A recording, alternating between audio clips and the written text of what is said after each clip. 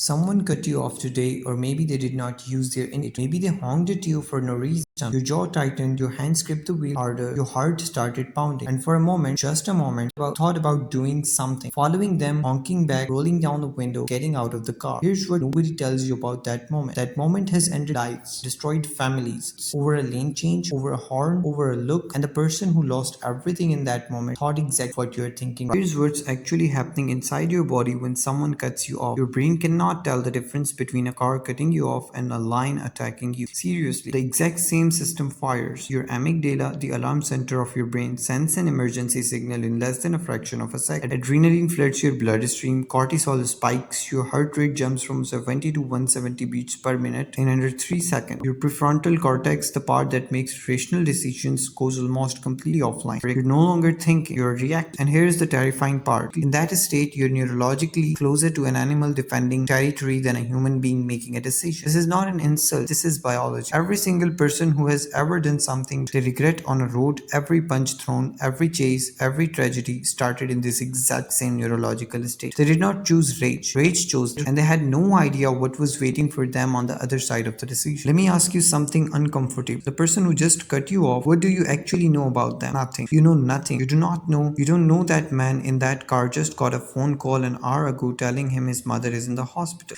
You don't know that the woman driving erratically has not slept in 36 hours because of her newborn won't stop crying. You don't know that the teenager who honked at you is having the worst day of his 6 years of life. You don't know that the man who gave you that look just lost his job that morning. Every single person on that road is carrying something you cannot see. A diagnosis, a divorce, a death, a debt, a fear so heavy it's sitting on their chest right now as they drive. And they cut you off not because they hate you, but because they are humans, distracted, exhausted, broken in ways you cannot see from behind the glass. The road does not show you people at their best. It shows you people under pressure, and pressure reveals what's already inside. So the real question is never what is wrong with them. The real question is what do you want to reveal about yourself? Now let's talk about what nobody wants to say out loud. Do not know if that person is armed. You genuinely do not. Road rage incidents involving weapons are not rare. They're not movie scenarios. They happen every single day in every single country on earth. A study from AAA Foundation for Traffic Safety found that over a 7-year period, road rage contributed to 218 murders and 12,610 injuries in the United States alone. 218 people died, not in wars, not in disasters, on roads, in cars, over arguments that started exactly the way yours just. And here's the detail that should stop you completely. In almost every single one of those cases, the victim thought they were right. They were defending themselves, standing their ground, not letting someone disrespect them. They were right,